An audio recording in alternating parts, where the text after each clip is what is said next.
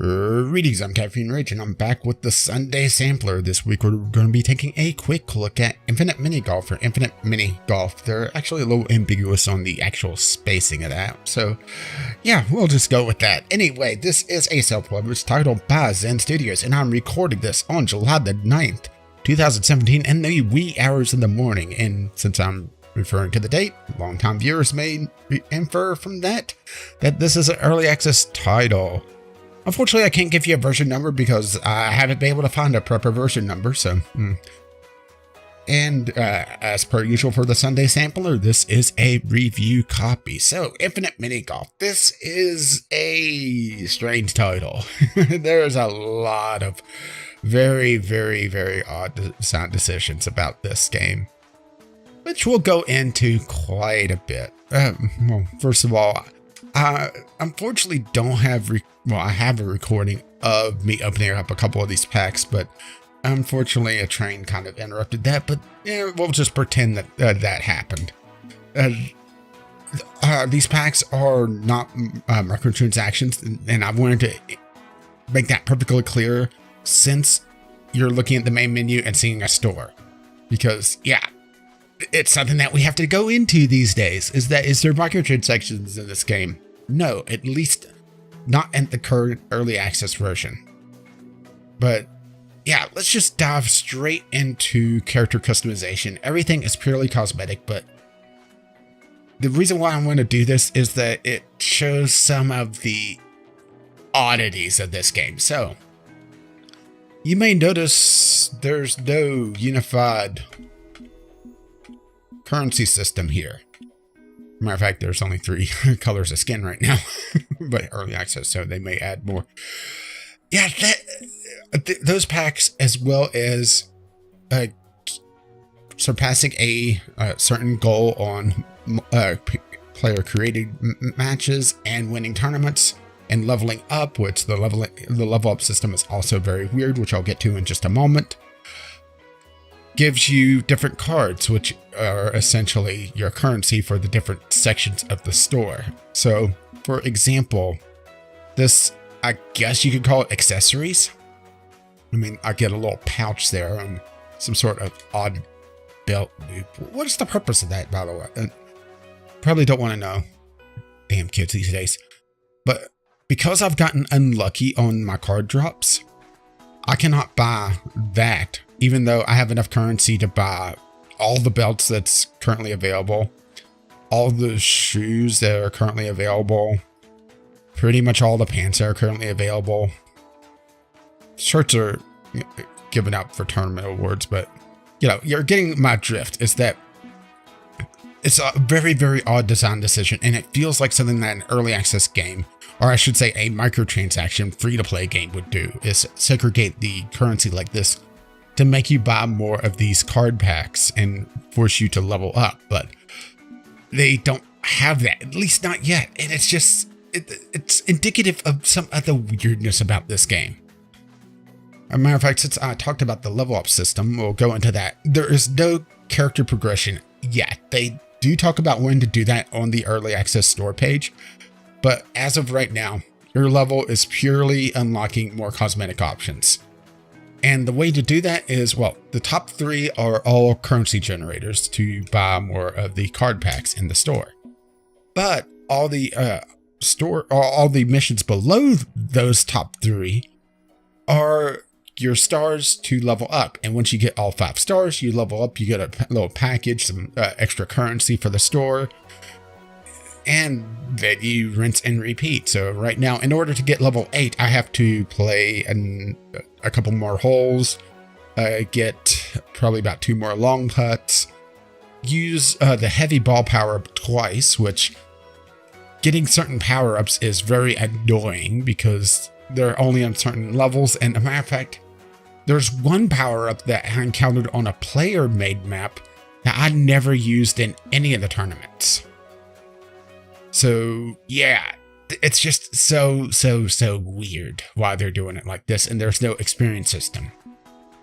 But yeah, I could live with that. You know, it's odd, but yeah, getting into the store or into the main game, there's a lot more oddities there as well. Well, first of all, let's talk about number of holes.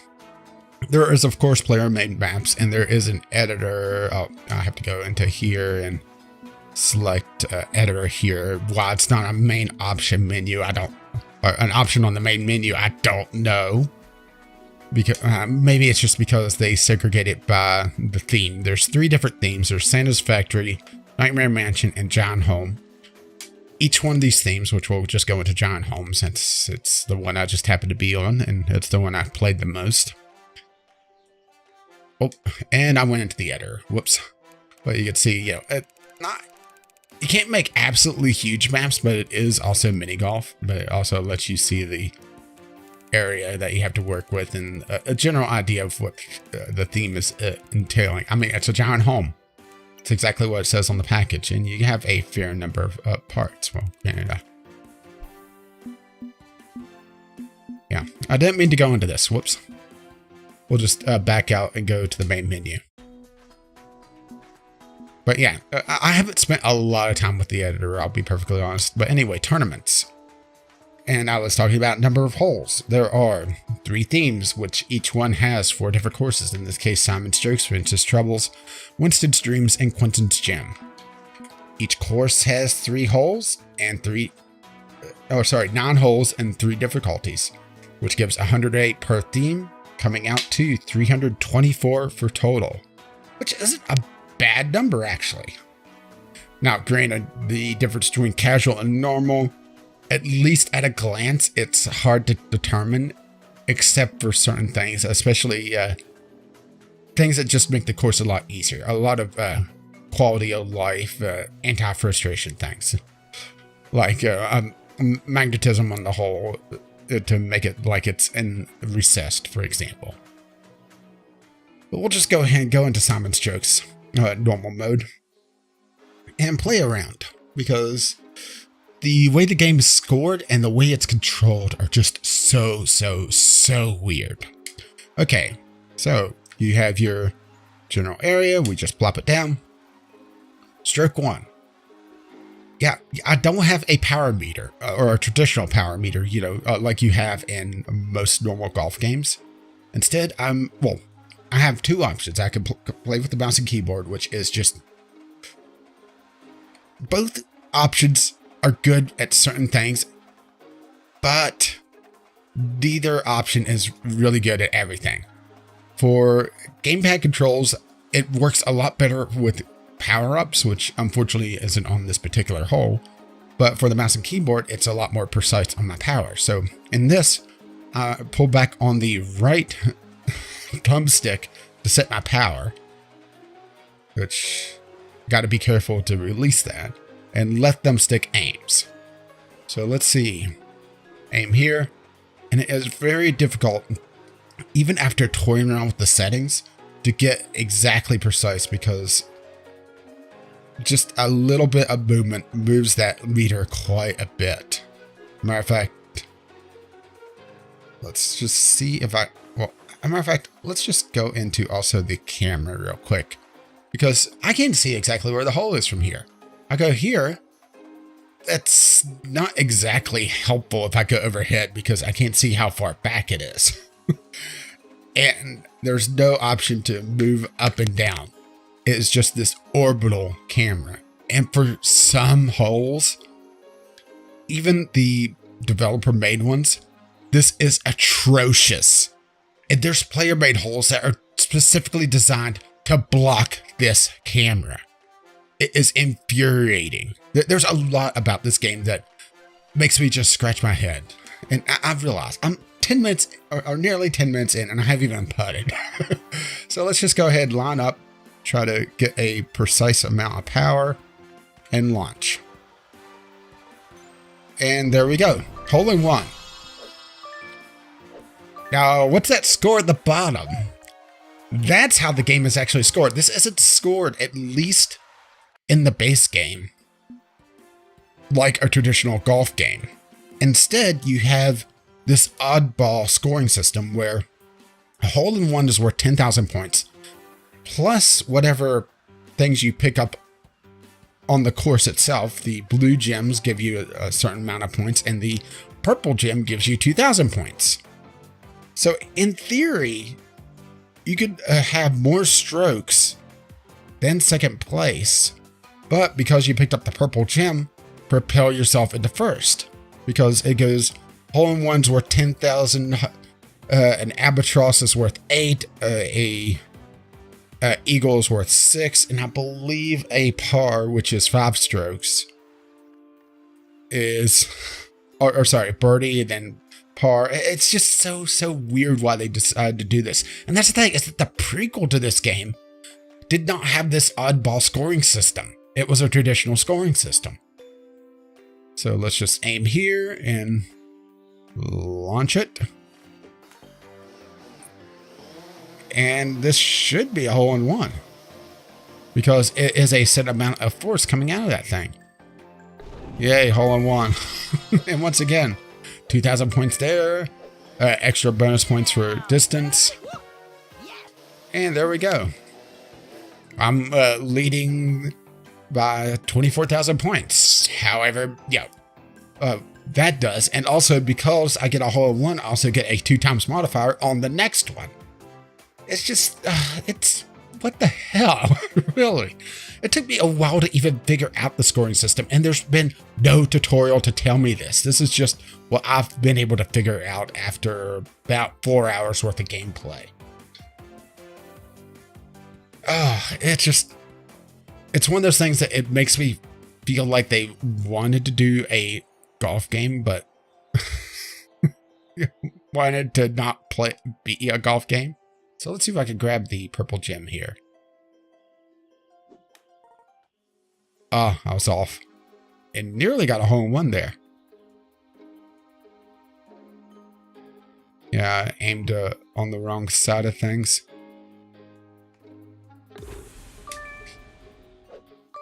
So, let's skip out of this.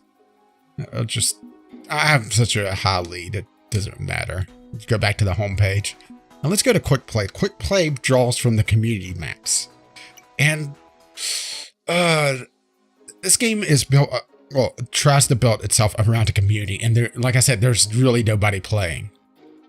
And, let's see. I played this one several times already. And this is actually a good map to talk about why the mouse and keyboard is terrible for this game. I talked about why the gamepad is terrible, because you can't be precise on your shot power. This map, you can see 3 power-ups. There's a joystick directly in front of me, which allows me to have direct control over the ball once I use it. A rocket right there, and that's also shows pretty well just how bad the camera could be for some of these community-made maps. This is even the worst one I could find. I could go find one that actually actively blocks its camera. The rocket ship on the right is basically a boost, and the magnet on the left magnetizes the hull to makes it a lot easier to actually get a hole-in-one in this. Not a particularly great map, because it's. I'm gonna do myself to not get a hole-in-one on this, but it's pretty easy to get a hole-in-one, or set up for a 2-shot. So I guess we'll try that in just a moment. But because of how the game controls with mouse and keyboard, I could get exactly precise power with the mouse. But to aim that controller power up, I have to just swing the mouse like crazy. And makes it unplayable. So you're resorting back to playing with the gamepad, which is not exactly ideal. So let's go ahead and try this. I don't want to try it full power because I get that rocket, and I don't want to bounce it or bounce it too much. See, I doomed myself to failure there. I just had to say something. But yeah, if I hit the exactly precise power there, I'm able to roll it around and hit that rocket and then just fly up. But because I can't hit the precise power, it becomes a little bit of a dice game, or I should say more of a dice game than what it should be. So let's, come on. Oh, this is so damn finicky. Oh, and I ended up getting a little bit extra power. But there we go, albatross. And because I got the purple gem, it gave me the points still that essentially a hole in one. And the rating system for online, it makes absolutely no difference. For one, what do all these mean? I mean, is that favoriting? No, it just gives a gold star. Vomit. And the thing is that I've rated the angry face on a hole, and then a couple of holes later, I got that hole again that I just rated with the angry face. So this makes absolutely no difference. Zen Studios should go in and take a serious look at some of these holes, because let's just play another one, because can I get... Oh, here's one that is... yeah, somebody spent about 5 minutes with the editor, didn't they? I'm just going to skip ahead because there's, particularly on this theme. Okay, here's one that's actually, you know, somewhat inventive, and shows you just what the editor can do. I'm looking for some of the low effort ones that shouldn't be, that should be purged, but unfortunately I'm not finding them, so we'll have to go hunt them. And that requires us to go into the whole browser. Oh. And this also allows you, at least for local or a single player, to go in and set up your own 9-hole course. But let's just... so there is a way to make favorites. I'm not sure. I guess that's just what I thumbed up. I guess like I said, the game is not very clear, and it does weird things. Like, let's see, military emergency. I'm sure the latest holes probably has some terrible ones. Higher actually isn't bad. Oh, here we go. There's a lot of holes like this that are literally putting practice that need to be purged. Because I got on a bad streak with the quick play while doing some play testing of this, and I got several of variants of this hole where it's one piece of scenery, or it's just one power up or no power ups. But woo, I got in the hole. Which, that's the thing, is that a lot of these are made to generate the currency, because, okay, I got, actually, I don't think this is one I played before. This is a completely different one. Or no, this is a new best. So I got some currency. And you can see I rated this boring. It's just one of those things that... just so many weird things about this game. And because the rating system does absolutely nothing, or at least it seems to, because quick play keeps giving me holes like this. Granted, it didn't show this time. It just figures the one time I'm recording, it doesn't do that. It's one of those things that, yes, they can boast that they have over 1,000 holes, even though... Oh, sorry about the hit. It says 633. That's, I'm presuming, once I haven't played yet, because I have played quite a few of the community made holes, particularly in Giant Home, just because it's the one that seems to have the most holes. I guess it's the most interesting one, because you have Giant Home, essentially Nightmare Mode, and Santa's Factory.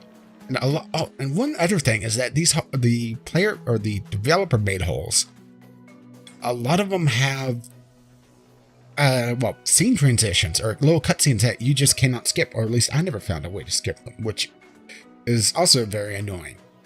Granted, the harder difficulties tend to have less of those because those are usually direct shortcuts to the hole. So, what else to talk about? And I think we may have really talked about everything. I do want to show off the one other hole, just go into a different thing because I mostly just showed off one. Let's just show off the Winter Wonderland. Oh, and I went back into the editor. Why do I keep going to the editor? Better yet, why is the editor here on Quick Play and not its own option? But yeah, normal mode here. Sure.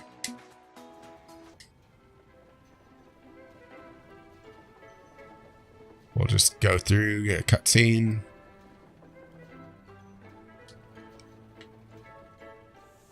And you can see how this is so far out that is not helpful at all. Unless you get right here and then maybe it might be helpful to figure out.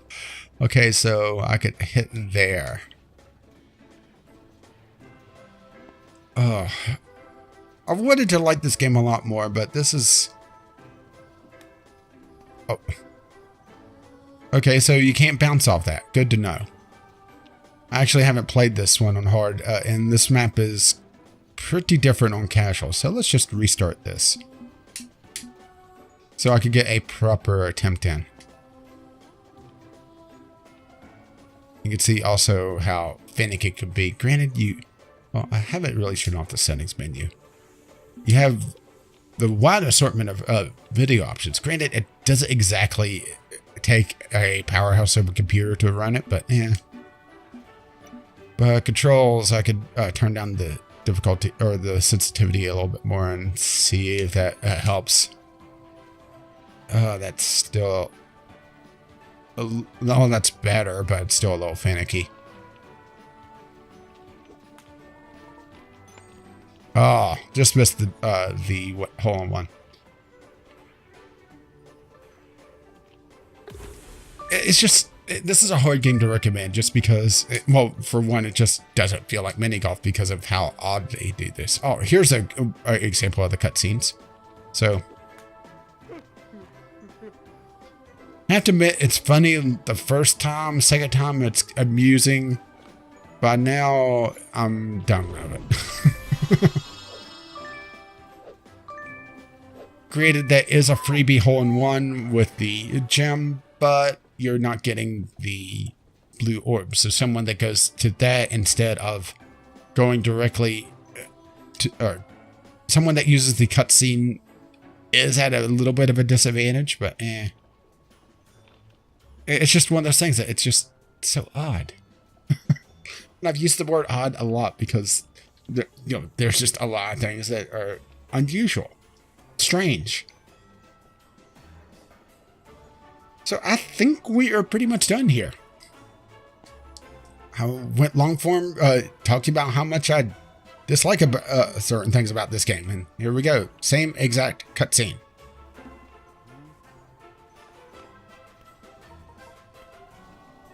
And that time, it doesn't even give me a hole in one. It rims it out. And that's something else I've noticed is that sometimes the physics are a little bit wonky. See, I didn't use odd that time. Granted, it's not terrible, but yeah, there's a one hole that I wonder if can I do I could do a skip, but it's not that important. But there's one developer made hole that I had a couple times had some of the physics objects just collapse that was supposed to be shot through that made the hole unplayable. And it's just, there's just so many just strange things about this game that makes it, if the oddball scoring system doesn't bug you, if the fact, at least for now, that there's no character progression doesn't bug you, if you have friends that would play this with you, because I played this about 4 hours and I've gotten through, well, I could show you my exact progression. I've gotten through well, I'm on the last difficulty of, oh, I went to quick play again, didn't I? Oh, and right there's a good example. You saw the blocks jump. That's what I'm talking about physics-wise. Granted, this is a player-made map, but on the last difficulty section of Giant House, I've done all the casual and I'm up to normal on the nightmare mode. And I'm on the normal difficulty of Santa's Workshop. So I've done, I would say, about half of the content. Granted, the last half is by far going to be the most challenging and the most time consuming. But like I said, the difference between normal and casual wasn't that great a difference. So I kind of want to take 108 holes off this game just because of that. Oh, and that sounds really, really rough, doesn't it? Anyway, I think we're done here. As always, constructive feedback is greatly appreciated, either in the comments below, or if you don't have anything to say but want to let me know that you've enjoyed or hated this, hit the appropriate buttons and subscribe if you wish to see more of the Sunday Sampler, which I almost forgot that the price of this game is $15, and they do plan to raise it once it leaves early access. Which I'm not sure if this is more than a $15 game. I would actually price this as more than a $10 game, but yeah, that might be just me being cheap. I don't know. Anyway, I think we're done here. Subscribe if you see more of the Sunday Sampler or my other content. Thank you for watching, and zoomed it out. And here's a good example of the camera doing odd things, is that I can't tell exactly unless I really, really move the camera around and toy around with it. Oh, and I accidentally hit the right stick. Yeah, bad luck indeed. But I couldn't tell if I was in the crevice there, if shooting directly for the hole would have bounced it bounced it away. I would have loved to seen the scenery or go transparent. Or translucent, I guess is the proper term. Yeah. Birdie! Because that term means absolutely nothing when you don't use the scoring system. Oh. Really? And here's an example of how the camera is absolutely useless on this overview. Like, really? Can you make this even more useful? Better yet, how the hell are you supposed to do this?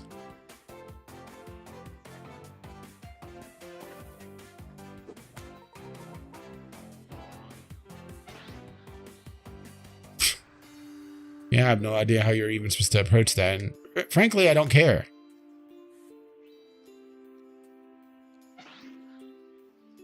I guess you're supposed to bounce it at some point. Anyway, we're done here, as always. Thank you for watching, and as we get a absolutely terrible community-made map, and I am going to rate it with an angry face, even though it makes absolutely no difference whatsoever. Thank you for watching, and, well, this is even worse.